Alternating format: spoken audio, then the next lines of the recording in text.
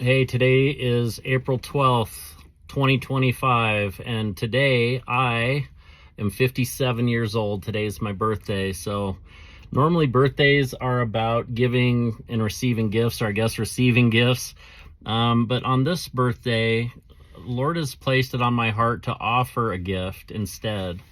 Okay, so that's the purpose of this video. It's the offering of the free gift of salvation to those who would believe it.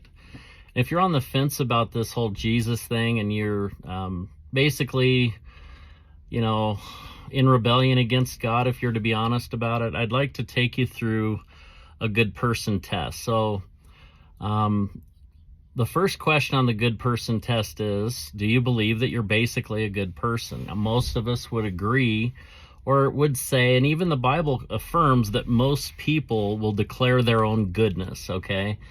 Let's say, yeah, I'm a good person. I'm pretty good comparatively. And that's the key right there, is that God says that if we compare one another to one another, that we're not wise. Like, that's a paraphrase, but he's basically saying that if you compare yourselves by yourselves and judge yourselves according to yourselves, you're not wise. So that gives us an insight that, in this human experience, what do we live around? We live around human beings. What's our frame of reference? If we ask the question, am I basically good, compared to what? By what standard? Well, we would say by the standard of humanity, the human race, and we compare ourselves with one another naturally. Nobody has to teach us to do that. And I think this is why God warns us against this.